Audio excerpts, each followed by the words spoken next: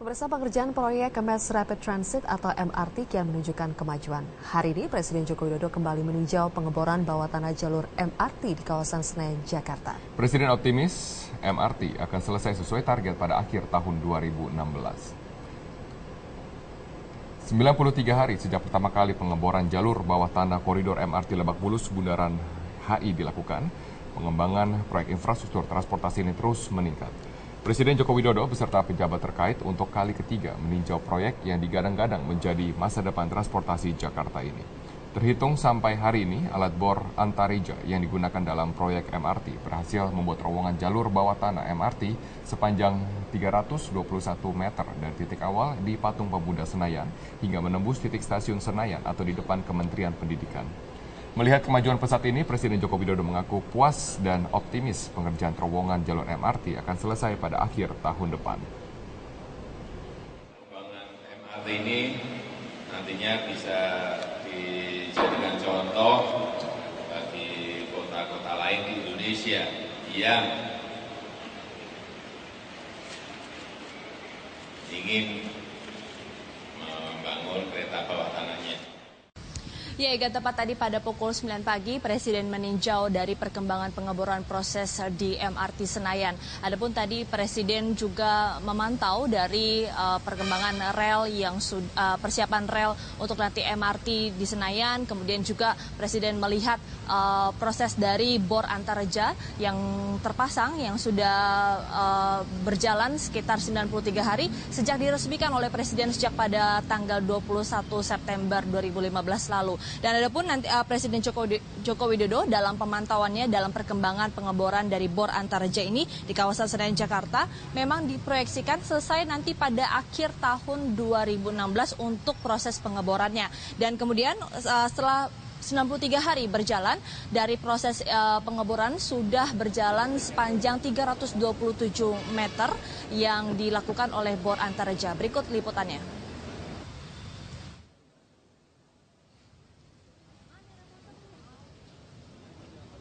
Bor Antareja telah tiba di stasiun MRT Senayan sejak 21 September lalu. Dan pemantauan progres pengeboran oleh Presiden pada Rabu pagi didampingi Menteri Perhubungan Ignatius Jonan, Wagub DKI Jakarta Gatot, serta Direktur Utama MRT dan Bappenas Sofyan Jalil. Bor Antareja spesifikasinya memang berdiameter kurang lebih 6,7 meter dengan total panjang kurang lebih 43 meter dan bobot sekitar 323 ton. Antareja juga sudah membuat terowongan jalur bawah MRT sepanjang 327 meter dari titik Patung Pemuda Senayan hingga titik stasiun Senayan. Dan Presiden Jokowi berharap tentunya pembangunan MRT ini bisa ditiru di kota-kota besar lainnya di tanah air, contohnya proyek LRT di Palembang, kemudian tram di Surabaya, dan berikut pernyataan dari Presiden Joko Widodo. Saya terus memantau pembangunan MRT ini, meskipun ini juga menjadi tanggung jawabnya Gubernur DKI Jakarta, tapi tiap hari, tiap minggu, tiap bulan terus saya ikuti. Karena saya ingin pembangunan MRT ini nantinya bisa dijadikan contoh bagi kota-kota lain di Indonesia yang ingin membangun kereta bawah tanahnya.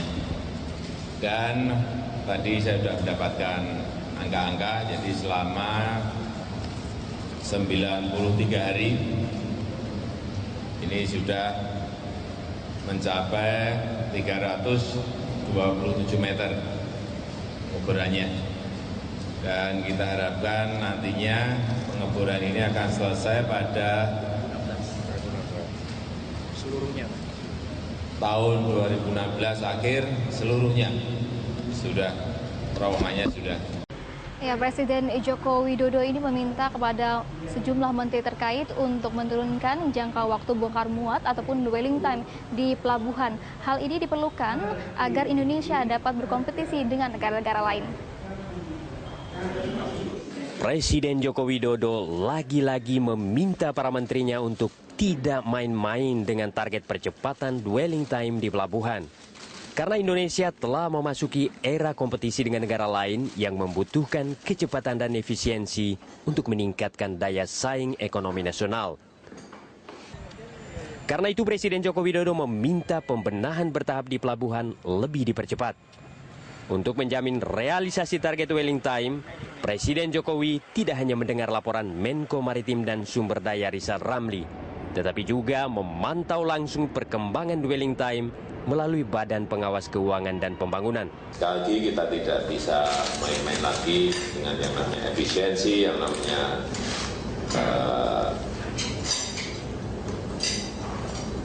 dwelling time, karena apapun kita telah memasuki era kompetisi, era persaingan antar negara yang memerlukan kecepatan, memerlukan efisiensi untuk meningkatkan kompetitivitas kita, meningkatkan daya saing ekonomi kita.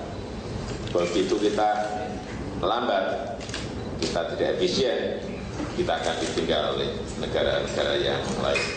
Mengatasi penumpukan kontainer yang melewati batas waktu, kemudian juga yang berkaitan dengan akses menuju ke pelabuhan, baik lewat jalan raya maupun kereta api, dan kita harapkan semuanya bisa kita atasi secepat-cepatnya. Sementara Menko Maritim dan Sumber Daya Rizal Ramli mengaku lama bongkar muat atau dwelling time di Pelabuhan Tanjung Priok sudah berhasil diturunkan dari 6 sampai 7 hari menjadi 4,39 hari. Menurut Rizal, percepatan itu bisa dicapai karena beberapa terobosan. Antara lain pemangkasan regulasi yang ruwet terkait proses ekspor-impor. Peraturan yang dihapus mencakup 18 peraturan Menteri Perdagangan, 1 peraturan pemerintah, 19 peraturan Menteri Perindustrian, 2 peraturan Kepala Badan POM, dan 2 peraturan Bea Cukai. Proses dwelling time juga bisa dipercepat karena pembenahan jalur pemeriksaan fisik di Bea Cukai, pemberitahuan impor atau manifest yang dikirim sebelum barang datang, dan mendorong agar jalur kereta api dapat terhubung langsung ke pelabuhan. Kami laporkan kemajuan yang bisa dicapai, esensinya telah terjadi penurunan dari 6-7 hari ke 4,3 hari. Kalau ditambah nanti dengan kereta api akan berkurang lagi 1 hari lebih. Kalau misalnya sistem denda dilaksanakan, ini akan berkurang 1 hari lagi. Dan kalau sistem IT-nya ini bisa diintegrasikan di N4 single window sistem yang tadi Departemen Perhubungan, kita bisa mencapai 1 hari lagi, sehingga target kami hanya antara 1,5 hari lah kira-kira. Saat ini waktu bongkar muat atau dwelling time di pelabuhan Indonesia masih tertinggal dari negara tetangga seperti Malaysia, Singapura, dan Thailand. Dwelling time di Singapura saat ini hanya 1 hari, Malaysia 2 hari, serta Thailand selama 2-3 hari. Tim Liputan, Berita 1, Jakarta. Sementara itu, Presiden Joko Widodo meminta kepada kontraktor dari proyek pembangkit listrik ini untuk mempercepat proses pembangunan. Dengan demikian, target 35.000 megawatt pada tahun 2019 ini dapat segera tercapai. Permintaan Presiden itu disampaikan langsung kepada 150 investor proyek pembangkit listrik yang diundang khusus ke istana untuk melaporkan perkembangan mega proyek tersebut. Beberapa proyek yang diminta Presiden untuk dipercepat adalah pembangkit listrik di Batang, Jawa Tengah, dan pembangkit listrik tenaga panas bumi di Patuha, Jawa Barat. Presiden berharap pembangunan pembangkit di Patuha harus rampung paling lambat tahun 2018 dan PLTU Batang tahun 2019. Karena target pembangunan pembangkit sebesar 35.000 megawatt sampai tahun 2019 sudah menjadi kebutuhan yang mendesak. Pertemuan pada sore hari ini, saya ingin menekankan lagi, 35.000 megawatt itu kebutuhan. Memang itu bukan angka yang kecil, angka yang gede. Oleh sebab itu, setiap hari, setiap minggu, setiap bulan selalu saya ikuti. Dirut selalu saya panggil, menteri selalu saya panggil. Karena saya tidak mau angka itu meleset. Alhamdulillah, tadi sudah dilaporkan, sampai akhir tahun ini sudah ketemu 17.300 megawatt.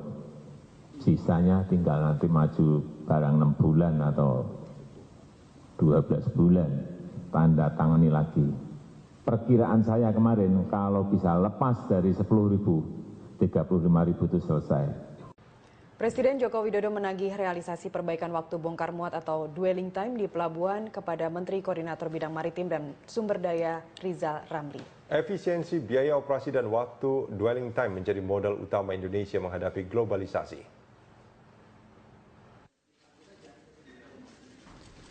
Presiden Joko Widodo menggelar rapat terbatas mengenai perbaikan dwelling time dan infrastruktur kereta pelabuhan.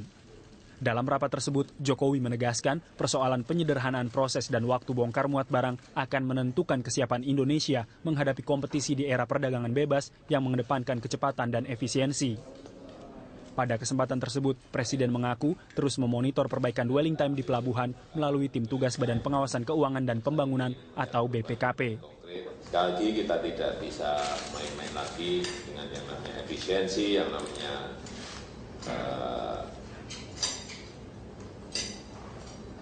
dwelling time, karena apapun kita telah memasuki era kompetisi, era persaingan antar negara yang memerlukan kecepatan, memerlukan efisiensi untuk meningkatkan kompetitivitas kita, meningkatkan daya saing ekonomi kita. Begitu kita lambat, kita tidak efisien, kita akan ditinggal oleh negara-negara yang lain. Mengatasi penumpukan kontainer yang melewati batas waktu, kemudian juga yang berkaitan dengan akses menuju ke pelabuhan, baik lewat jalan raya maupun kereta api, dan kita harapkan semuanya bisa kita atasi secepat-cepatnya. Sementara itu, Menko Bidang Kemaritiman Rizal Ramli telah menyiapkan sejumlah langkah untuk menyederhanakan proses dwelling time. Pertama, memangkas 142 perizinan terkait dwelling time di 20 kementerian dan lembaga tinggi negara. Kedepannya hanya sepertiga atau sekitar 42 izin yang diperlukan dalam aktivitas bongkar muat. Kedua, Rizal akan memberikan kemudahan akses kereta barang menuju dan keluar pelabuhan. Ketiga, meningkatkan tarif sewa gudang untuk mengurangi penimbunan barang. Terakhir, menerapkan sistem komputer yang terintegrasi untuk mempermudah pencarian barang. Kami laporkan kemajuan yang bisa dicapai, esensinya telah terjadi penurunan dari 6-7 hari ke 4,3 hari. Kalau ditambah nanti dengan kereta api akan berkurang lagi 1 hari lebih. Kalau misalnya sistem denda dilaksanakan, ini akan berkurang 1 hari lagi. Dan kalau sistem IT-nya ini bisa diintegrasikan di N4 single window, sistem yang tadi Departemen Perhubungan, kita bisa mencapai 1 hari lagi. Sehingga target kami hanya antara 1,5 hari lah kira-kira dwelling time-nya. Pelaku usaha memerlukan proses dan waktu bongkar muat yang lebih sederhana dan efisien untuk mempercepat arus barang. Pramadika Samudra, Yanwar Syah, Berita 1 Jakarta. Pembebasan lahan menjadi kendala utama dalam proyek pembangkit listrik bagi para investor swasta yang terlibat dalam mega proyek 35.000 megawatt. Presiden Joko Widodo berjanji akan membantu PLN maupun para kontraktor listrik swasta agar proyek tersebut berjalan sesuai dengan tenggat waktu pada tahun 2019. Pertemuan tersebut dihadiri oleh ratusan investor yang terlibat dalam kesepakatan jual beli listrik atau Power Purchase Agreement sebesar 17.300 megawatt dari total program pembangkit listrik 35.000 megawatt. Angka 17.300 megawatt dengan nilai investasi mencapai 280 triliun rupiah ini melampaui target 10.000 megawatt per tahun dari proyek multi-year yang telah dicanangkan. Dalam pidatonya di depan investor, Presiden Joko Widodo sempat khawatir dengan proyek tersebut karena per Agustus proyek baru berjalan 600 megawatt. Presiden optimistis target tersebut akan tercapai karena Presiden tidak ingin ada keluhan listrik yang sering padam di beberapa wilayah di tanah air. Pertanyaannya, mampukah target itu kita penuhi?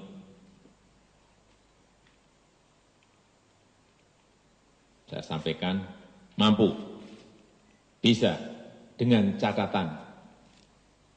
Izin-izin yang terlalu ruwet itu harus potong. Izin-izin yang terlalu lama, potong. baik yang di PLN, baik di kementerian, baik yang di pusat, baik yang di daerah. Itu yang sekarang ini kita lakukan. Presiden juga menegaskan proyek pembangkit listrik menjadi tanggung jawab negara, bukan hanya PT Perusahaan Listrik Negara. Keterlibatan swasta sangat dibutuhkan. Salah satu investor listrik yang terlibat dalam PPA, Heru Dewanto, menyambut baik bantuan dan peranan pemerintah dalam menuntaskan proyek 35.000 megawatt, terutama masalah pembebasan lahan dan solusi dengan menggunakan skema sewa lahan untuk lahan transmisi. Dan BPN ya, itu menjanjikan akan bisa menyelesaikan revisi RT RW ini dengan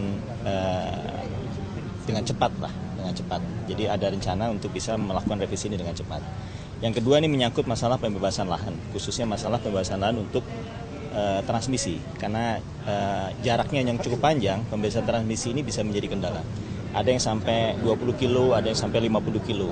Jadi pembebasan transmisi untuk pembangkit listrik itu hampir mirip dengan pembebasan lahan untuk jalan tol. Memang beda, kalau transmisi itu spot-spot saja, tapi ada RUW-nya juga. Tapi hampir mirip kan. Jika perizinan dan masalah pembebasan lahan beres, Heru optimistis bisa mengejar proyek agar berjalan tepat waktu dan sesuai target penyelesaian tahun 2020 atau paling cepat tahun 2019. Saat ini PLN telah menandatangani kontrak dengan 46 pengembang listrik swasta dengan kapasitas total 17.340 megawatt. Kontrak ini terbagi atas kontrak jual beli, kontrak desain, dan pengadaan, serta kontrak konstruksi. Proyek 35.000 megawatt merupakan proyek bergulir atau multi-years dengan target 109 pembangkit listrik, di mana PLN membangun sekitar 35 pembangkit dengan kapasitas 10.681 megawatt. Setelah proyek membangkit selesai, pemerintah juga perlu mempersiapkan transmisi listrik sepanjang 46.000 kilometer. Dari Jakarta, Rosalin Asmarantika, Agustin Lorenz, Metro TV.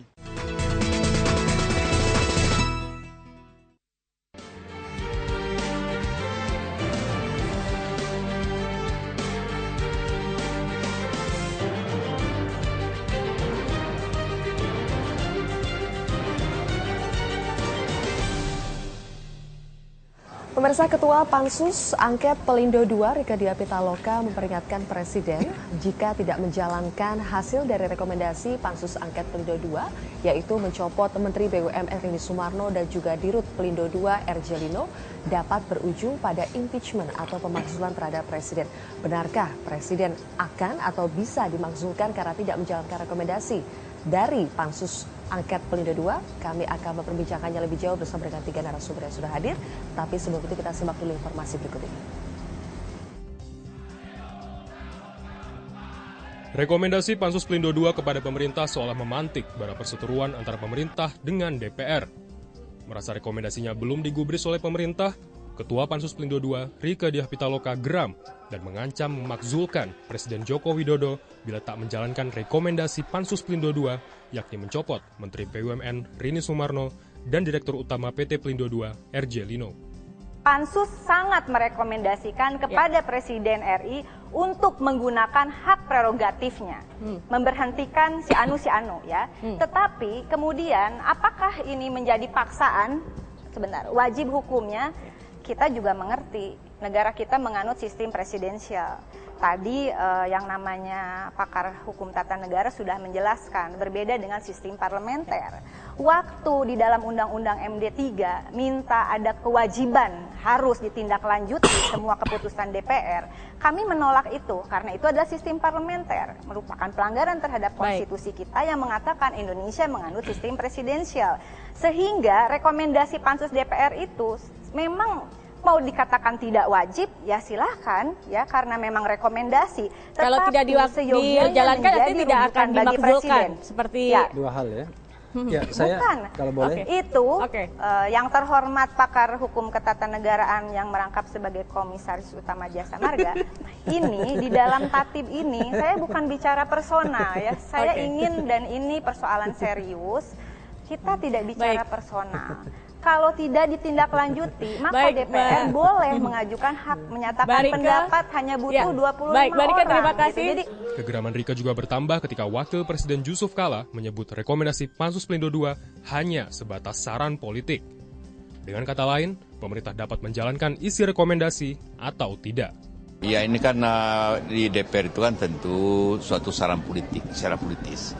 Pemerintah tentu di samping politis mempertimbangkan juga aspek-aspek lainnya. Pihak istana pun akhirnya angkat bicara. Sekretaris Kabinet Pramono Anung mengaku Presiden akan menyikapi isi rekomendasi Pansus Pelindo II secara objektif. Karena perkembangan baik di KPK maupun kepolisian terhadap persoalan Pelindo ini dari waktu ke waktu selalu diamati oleh Presiden. Apalagi sekarang nama yang disebut di dalam pansus itu sudah menjadi tersangka di KPK, maka tentunya sudah terang benderang terhadap persoalan itu. Sehingga apa yang akan diambil oleh Presiden, oleh pemerintah, tentunya dalam koridor bagaimana proses hukum itu dihargai, dihormati. Sikap istana tersebut sepertinya belum menjadi jawaban sempurna untuk Pansus Pelindo II. Apakah sikap Pramono Anung itu hanyalah isyarat? Karena sebetulnya Presiden Joko Widodo sudah punya jawaban tersendiri lewat wacana perombakan kabinet yang belakangan masih menjadi isu politik. Tim Liputan, Metro TV. Bola panas rekomendasi Pansus, Parlemen Intervensi Pemerintah, itulah menjadi topik perbincangan pada pagi hari ini. Saya akan ke pakar hukum tata negara terlebih dahulu dengan Bang Ja. Bang Ja, apakah rekomendasi dari Pansus Angket Pelindo II ini harus atau wajib hukumnya untuk dijalankan? Kalau dibilang wajib, dalam sistem check and balances sebenarnya nanti Pak Samsudin akan jelaskan secara politik terpisah antara eksekutif legislatif. Akan tapi dalam Undang-Undang MD 3 jelas disebutkan, saya lupa pasal berapa, bahwa pemerintah wajib menindaklanjuti rekomendasi dari angket atau pansus yang dibuat oleh teman-teman DPR. Oleh sebab itu, kalau katanya wajib dalam MD 3 ya secara hukum positif diakui bahwa rekomendasi itu bersifat wajib. Wajib menindaklanjuti itu apakah harus berarti menindaklanjuti sarannya, yaitu mencopot Menteri BUMN? Makna dari menindaklanjuti itu yang bisa kemudian diterangkan nanti oleh pemerintah melalui kemudian dia akan menjawab atau menerangkan dalam RDPU dalam hal apa nanti akan dibuat oleh DPR sendiri. Nah, DPR juga bisa menilai. Nah, ini agak repotnya, yang dia merekomendasikan maka dia akan menilai. Nah, nanti tergantung di bagaimana dinamika politik di DPR itu sendiri. Saya kira memang tidak susah juga untuk bilang kemudian langsung impeach, ya proses itu masih panjang, tapi ujungnya bisa impeach bisa. Kalau dibilang bisa ya bisa. Jadi sekali lagi Bang Ja, berarti makna wajib menindaklanjuti itu sebetulnya masih debatable atau masih seperti debatable. apa? Menindaklanjuti seperti apa? Jadi gitu. belum final and binding begitu ya? Kan belum final and binding karena walau bagaimanapun memberhentikan mengangkat menteri adalah kekuasaan yang eksekutif, bukan kekuasaan hak prerogatif presiden. Iya. Dan inilah yang tidak bisa dicampuri seharusnya ke depan. Tapi si DPR bisa menilai, legislatif bisa menilai karena ada fungsi pengawasan yang diberikan oleh konstitusi kepada DPR. Dia mengawasi. Ini bermasalah loh. Hati-hati. Bisa nggak diimpeach setelah itu? Bisa kalau kemudian DPR-nya juga kuat, kemudian di MPR juga kuat. Kan impeach itu bukan di DPR ke depan. Impeach itu finalnya ada di MPR. MPR ada DPD masuk. Nah, di situ kan kita bisa dilihat dinamika politik lagi akan berjalan. Ada MK nanti ada sebagai penilai. Kemudian MK kalau MK menyatakan tidak ada undang-undang yang dilanggar oleh presiden, ya selesai kan presidennya nggak ada masalah. Baik, oke. Pak Daniel, seperti kata Bang Ja tadi, sepertinya makna dari wajib menindaklanjuti di sini masih sangat argumentatif begitu ya. Kalau menurut Anda makna itu sebetulnya diterjemahkan seperti apa? Kalau menurut Tatip, dasarnya adalah Tatip DPR, seperti apa? Ya, Undang-Undang 17/2014 kemudian berubah menjadi Undang-Undang Nomor 42/2014 Pasal 74 Ayat 2 itu tegas bahwa setiap rekomendasi yang dilakukan oleh DPR itu wajib ditindaklanjuti. Nah, di dalam Tatip ada mekanisme yang disebut hak menyatakan pendapat. Di pasal di ayat 2-nya itu dinyatakan hak menyatakan pendapat adalah untuk menindaklanjuti hak angket dan hak interpelasi. Sehingga dalam konteks ini kan udah hak angket kan. Kalau misalkan rekomendasi hak angket tidak dilaksanakan, ya DPR atas usulan minimal 25 orang bisa mengajukan hak menyatakan pendapat. Itu kelanjutannya. Kita paham. Cuma yang ingin saya klarifikasi di sini, makna dari wajib menindaklanjuti itu apakah betul-betul wajib harus menjalankan bunyi dari rekomendasi itu, yaitu mencopot menterinya, atau hanya sekedar menjadikan itu sebagai bahan pertimbangan, tetapi ujung-ujungnya juga hak prerogatif presiden? Kalau semangat pertama kali MD3 dibentuk sih, istilah wajib ya dari perspektif DPR ya memang wajib dilaksanakan. Tetapi kan memang nanti ahli hukum yang bisa menjelaskan. Tetapi pada prinsipnya kami DPR memberikan waktu kepada pemerintah, dalam hal ini Pak Presiden, untuk mempelajari apa yang sudah dihasilkan oleh pansus. Dan kami berkeyakinan pemerintah, Pak Presiden mempunyai kearifan kebijakan yang baik untuk menimbang seluruh apa yang sudah dihasilkan pansus. Karena satu hal yang harus kami tekankan, secuil pun tidak ada semangat dari pansus Pelindo untuk melakukan impeachment. Semangatnya enggak, sama sekali enggak ada. Jadi semangat pansus Pelindo adalah justru kita ingin mensupport pemerintah dalam hal pelaksanaan undang-undang, dalam hal bagaimana pemerintah benar-benar bisa mewujudkan apa yang menjadi cita-citanya. Baik, kalau dari Pak Daniel dari PKB mengatakan semangatnya secuil pun tidak ada untuk melakukan impeachment, tetapi sepertinya kolega Anda di DPR sama-sama di pansus ini, PDI Perjuangan sepertinya mengatakan hal lain. Sudah memperingatkan, ini kalau tidak dijalankan bisa berujung pada impeachment. Tanggapan Anda? Saya seyakin-yakinnya enggak tuh PDI. Karena kan kita yang melahirkan Pak Jokowi kan bersama-sama. Gitu. Artinya, ya saya nggak tahu, tapi saya seyakin-yakinnya dari hati dan tindakan pada saatnya nggak mengarah ke sana. Tetapi memang pansus Pelindo itu rekomendasinya benar-benar berdasarkan fakta dan bukti. Jadi kita cukup lama proses. Bang Jan nanti boleh menanggapi, boleh kita akan berikan waktu setelah jeda. Prof Haris juga saya ingin tanya, ini menarik ketika katanya Pak Daniel mengatakan kayaknya PDIP atau partai-partai yang sama-sama mengusung presiden itu tidak akanlah melakukan impeachment, tetapi nyata-nyatanya kok sepertinya galak ya. Nanti kami akan kembali saat lagi pemirsa.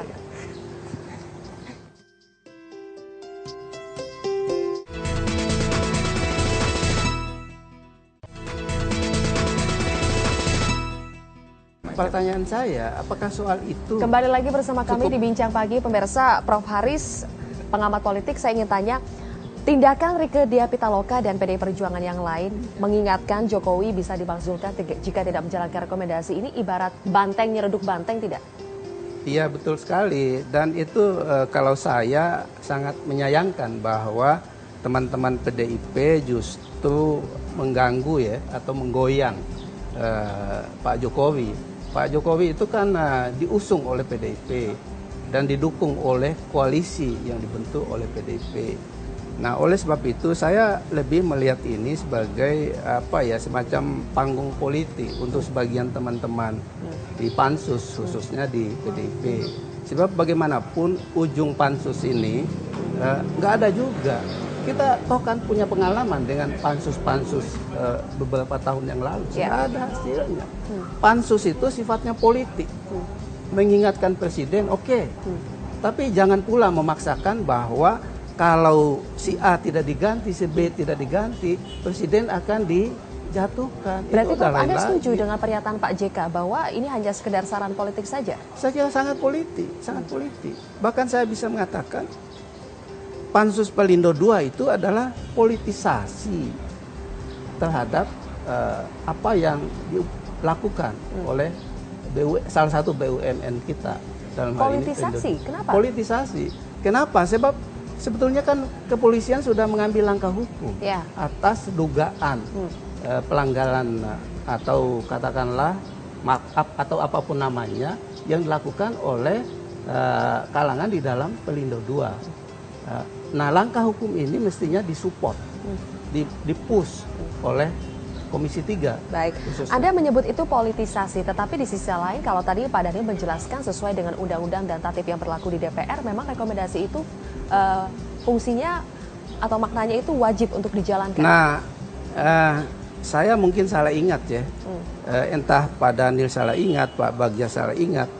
Seingat saya pasal-pasal yang mengatakan ini wajib ditindaklanjuti, wajib ditindaklanjuti segala macam itu sudah dihapus, sudah disepakati dihapus ketika revisi Undang-Undang MD3. Tadi kan Bu Rike sudah mengatakan itu pola sistem parlementer tidak ada lagi.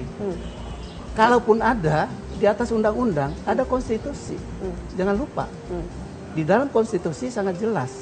Kabinet itu otoritas presiden. Pak Daniel? Tidak sesuai dengan sudah direvisi sebetulnya kata-kata itu? Enggak. Yang dihapus itu hanya pasal 3, 4, 5, 6. Jadi pasal 1 dan 2 kalimat wajib dilaksanakan tuh di ayat 2. Nah, tetapi di ayat 3, 4, 5, 6 itu lebih detail bahwa kalau nggak dilaksanakan akan didorong angket. Itu yang dihapus. Jadi, tapi kalimat wajib tetap. Nah, kedua, ya saya agak nggak setuju kalau dianggap ini politisasi sih. Karena semangat pansus adalah memang proses hukum sudah berjalan. Tetapi dengan adanya pansus ini akan memperkuat proses hukum sehingga proses hukum pun tidak masuk angin. Dan kita sangat bersyukur baru kali inilah kami merasa bahwa pansus Pelindo pun alhamdulillah tidak masuk angin. Tetapi bukannya terus sia-sia. Tujuan yang paling tinggi dari pansus Pelindo bagi kami adalah ini menjadi contoh dan menjadi landasan bagaimana Indonesia bisa mewujudkan kedaulatan dan kemandirian. Kita ingin JICT pelabuhan kembali ke Republik 100%. Jadi tidak perlu melibatkan asing untuk hal-hal yang memang strategis untuk bangsa kita. Baik, Bang Ja, apa yang dilakukan oleh Pansus Pelindo II ini bisa mendorong proses hukum dapat berjalan lebih lancar menurut Anda?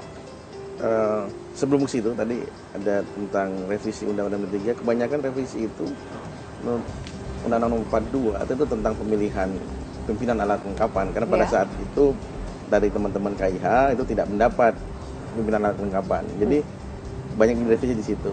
Sepanjang mengenai angket, akan menyatakan pendapat interpelasi itu tidak dirubah, sehingga saya tidak dirubah. Ada beberapa yang dirubah. Tapi yang wajib menindaklanjuti itu tidak dirubah. Karena tahapannya masih sama. Hak interpelasi, angket, menyatakan pendapat. Dan kemudian angket apa ininya, apa turunannya itu wajib menindaklanjuti itu tidak dihapus. Kemudian apakah ini bisa mendorong proses hukumnya? Bisa, jelas. Teman-teman DPR tetap menyatakan bahwa, nah ini yang saya agak repotnya, pada saat saya dialog dengan Mbak Rike sekitar 1 bulan yang lalu, yang akan dilihat oleh pansus ini adalah masalah manajemen yang bermasalah. Ya. Kemudian ada kerugian negara setelah HPH menangani itu. Nah ini yang tidak, menurut saya tidak kemudian diungkapkan oleh Mbak Rike. Seharusnya ini dulu diungkapkan, baru personnya yang kena gitu. Tiba-tiba personnya dulu. Tapi kan audit BPK memang mengatakan tidak ada kerugian itu kan. Betul. Nah, tapi kan DPR juga punya ini sendiri, punya hitungan sendiri. Saya lihat mereka menyatakan bahwa utang BUMN bertambah, Pelindo bertambah. Tapi ini tidak terlihat. Apa sih mismanajemen yang dilakukan oleh Dino? Bang Ja, nanti kita lanjutkan lagi.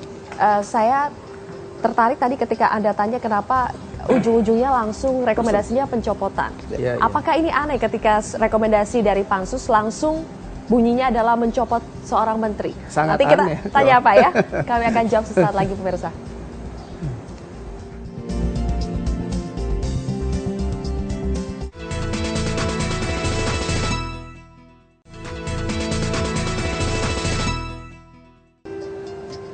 Ya, masih bersama kami di Bincang Pagi pemirsa. Prof Haris, pengamat politik. Pansus langsung merekomendasikan untuk memecat Menteri Rini. Apakah aneh dengan rekomendasi ini? Iya, bagi saya sangat aneh. Kenapa? Sebab mestinya rekomendasi itu bersifat umum ya. Misalnya manajemen atau pengelolaan BUMN pada umumnya dengan menjadikan kasus Pelindo II sebagai titik tolak gitu loh. Tidak langsung menunjuk pada sosok atau individu tertentu atau menteri tertentu, sebab itu sudah sangat personal. Muatan politisnya apa, Prof? Ya, saya menduga ini memang pesanan dari partai pendukung juga, dalam hal ini PDIP, yang memang sejak awal tidak menyukai sosok tertentu di dalam kabinet, sehingga menjadikan Pansus Pelindo II sebagai media untuk mengaktualisasikan tuntutan itu. Tapi kalau kita lihat ini bukan hanya PDI Perjuangan, tetapi partai-partai lain juga sepertinya ngotot untuk melengsarkan Rini. Iya, kita kan tahu semua lah, yang namanya BUMN, saya masih melihatnya tidak lebih sebagaimana pengalaman selama ini ya, semacam ATM bagi partai politik. Makanya posisi Menteri Rini itu dilihat sebagai suatu yang sangat strategis. Dan kita tahu yang dikelola oleh Menteri BUMN lebih dari 100 BUMN dengan aset yang luar biasa.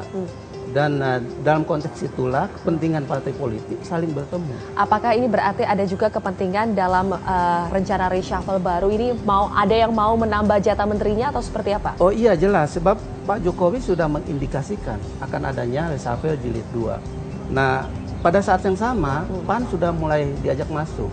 Belakangan PKS diajak masuk. Tentu persaingan partai politik makin kencang dalam konteks reshuffle jilid 2. Nah, apakah Jokowi akan mengakomodasi tuntutan ini? Sangat tergantung pada sejauh mana Pak Jokowi mampu menjaga independensi politiknya terhadap koalisi pendukung, terhadap partai pendukung. Baik, Pak Daniel, tanggapan Anda? Yang pasti PKB, tadi kan disebut semua partai, sama sekali nggak punya kepentingan. Masalah jadi bukan menyasar kepada personalnya? Ya, sama sekali kita tidak punya kepentingan misalkan pencopotan seorang Ibu Rini. Karena sikap kami tegas, urusan kabinet adalah hak prerogatif dari Presiden. Lalu apa maknanya ketika Presiden yang memiliki hak prerogatif untuk mengangkat atau mencopot menteri, tetapi ada perkataan wajib untuk melaksanakan rekomendasi dari Pansus. Jadi apa maknanya lagi hak prerogatif dari Presiden? Apakah ini bentuk intervensi dari parlemen? Ya kalau wajib itu kan undang-undang secara keseluruhan. Apapun yang menjadi rekomendasi sebenarnya nggak hanya kepada pemerintah, tapi juga kepada siapapun yang memang dalam konteks rapat-rapat kerja dengan DPR itu memang undang-undang mewajibkan menindaklanjuti apa yang menjadi rekomendasi dari DPR. Nah setidaknya dengan rekomendasi Pansus ini, ya justru saya sepakat misalkan karena memang misalkan ya BUMN itu begitu strategis untuk Indonesia, ya Pansus ini akan mendorong ayolah demi Indonesia lebih baik agar penanganan manajemen BUMN pun kita harus lakukan dengan baik. Sehingga itu menjadi warning untuk seluruh kabinet. Konsekuensi dari kalau misalkan ada ya sesuatu yang tidak baik, ya salah satunya ini kita mendorong kinerja. Baik, Bang Ja, penegasan tadi, apakah Presiden yang memiliki hak prerogatif ini katanya wajib untuk melaksanakan rekomendasi dari Pansus? Apakah itu berarti parlemen mengintervensi Presiden dengan undang-undang yang ada atau bagaimana sih? Dalam konteks tata negara, mekanisme check and balances, ya DPR bukan mengintervensi, dia punya hak untuk melaksanakan itu. Tapi kemudian DPR juga ketika haknya itu tidak dijawab oleh Presiden, makanya DPR juga punya hak lain untuk menyatakan pendapat. Ya wajar-wajar saja di sini, saling adu kekuatan. Tapi kan masing-masing punya hak di sini. Iya, masing punya hak. Ada hak prerogatif Presiden. Presiden. Presiden, ada haknya angket untuk merekomendasikan, ada haknya angket juga untuk, ada haknya DPR untuk menyatakan pendapat. Masalahnya kalau Presiden memiliki hak prerogatif, kenapa itu tidak bisa dijadi landasan untuk menyatakan ada hak menyatakan pendapat? Padahal Presiden kan memiliki hak prerogatif Presiden. Ya, kenapa harus dinyatakan pendapat ketika kalau kemudian begitu? si Presiden tidak melaksanakan atau tidak kemudian menerima rekomendasi ataupun hal yang diawasi oleh DPR, Presiden bisa mengatakan bahwa enggak, saya punya hak prerogatif saya untuk ini kabinet saya, dia jatuh, saya jatuh juga. Bisa juga seperti itu. Kemudian DPR akan menjawab, oh kalau begitu kita menyatakan pendapat. Nah disinilah sebenarnya, makanya disebut check and balances, saling setimbang gitu. Tidak ada satu kekuatan lebih dari satu yang lain di sini. Nah inilah kemudian dicoba dimainkan menurut saya dari DPR dan dari Presiden. Presiden juga sampai sekarang tidak ada, saya akan copot ini, enggak. Dia menyatakan, oh ntar dulu, ini urusan saya. Jadi gini loh Mbak. Baik, Prof. Haris nanti boleh kami berikan kesempatan untuk menanggapi, tapi sayangnya kita harus jeda terlebih dahulu. Pemirsa, kami akan kembali sesaat lagi.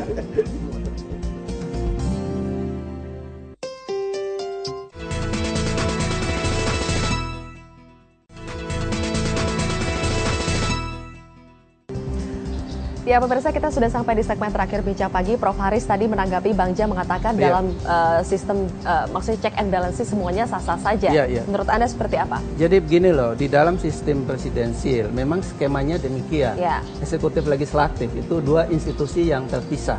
Selalu muncul persaingan legitimasi. Ini persaingan legitimasi antara presiden di satu pihak dan dewan di pihak lain. Masing-masing memiliki pemilih, masing-masing memiliki basis legitimasi politik yang berbeda. Kenapa oleh sebab itu, bukankah yang menyatakan itu juga partai pendukung pemerintah? Kenapa harus ada persaingan? Betul, partai pendukung pemerintah, tapi institusinya adalah institusi legislatif, DPR. Nah, oleh sebab itu dalam politik salah satunya adalah membentuk opini, membangun persepsi. Itulah yang dilakukan oleh teman-teman di Pansus. Jadi bagaimana meyakinkan publik bahwa ada yang salah di dalam manajemen kabinet, khususnya di bawah Pelindo II gitu. Jadi meskipun ujungnya tidak akan impeachment juga, tetapi yang penting opininya terbentuk dulu lah untuk mencopot Rini, begitu. Kemudian persepsi publik dibentuk bahwa wakil rakyat DPR itu melakukan sesuatu yang signifikan. Itu yang mau dibangun. Ada satu lagi, Prof, yang harus saya tanyakan. Masinton Pasaribu, ini juga anggota Pansus dari Pelindo, mengatakan bahwa JK ini adalah sumber kegaduhan. Tanggapan Anda bagaimana? Jadi saya menyesalkan ya Pak Masinton ya mengatakan itu. Sebab bagaimanapun Pak JK ini kan satu paket dengan Presiden Jokowi. Nggak bisa dipotong-potong. Jokowi tidak akan maju tanpa JK, satu paket. Dan itulah hasil pemilu 2014 yang lalu. Nah, kalau tujuannya menembak JK ya boleh-boleh saja, tapi juga jangan kemudian menyatakan bahwa sumber kegaduhan itu adalah Pak JK. Jangan-jangan Pansus juga menjadi sumber kegaduhan. Pansus jangan-jangan juga menjadi sumber kegaduhan. Gimana nih Pak Daniel? Yang pasti enggak, semangatnya enggak itu. Jadi yang pertama adalah kita memberikan waktu kepada pemerintah untuk mempelajari seluruh hasil Pansus. Dan kita meyakini pemerintah akan mengambil kebijaksanaan yang sebaiknya. Karena kita juga akan dorong lah, mungkin nanti akan ada rapat konsultasi antara DPR dengan Presiden, sehingga saling memperkuat, saling bertanya apa sih sebenarnya rincian dari rekomendasi dan latar belakang dari rekomendasi. Karena dalam konteks check and balances, kenapa kita yakin Presiden mengambil kebijaksanaan, tindakan yang akan bijaksana? Karena kalau kita menghindari kegaduhan lebih, dan itu ongkos politiknya terlalu besar untuk bangsa kita. Nah, yang kedua saya tekankan tidak ada semangat impeachment dari Pansus ini. Setidaknya ya kalau dari PKB sebagai partai yang memang mendukung pemerintahan saat ini, kita di belakang Presiden. Kita tunggu nanti bersama rakyat. Kita tidak akan ada impeachment. Terakhir, Bang Ja, catatan Anda? Catatan saya satu, pertama bahwa negara ini terbangun atas dua prinsip dalam konteksnya. Pertama, separation of power, dua, check and balances. Dua-duanya lagi dilaksanakan oleh DPR sebagai Pansus Pelindo. Dilaksanakan oleh mereka. Kemudian yang kedua, yang tidak terjawab atau tidak tersiarkan, bagaimana hasil rekomendasi yang mendalam.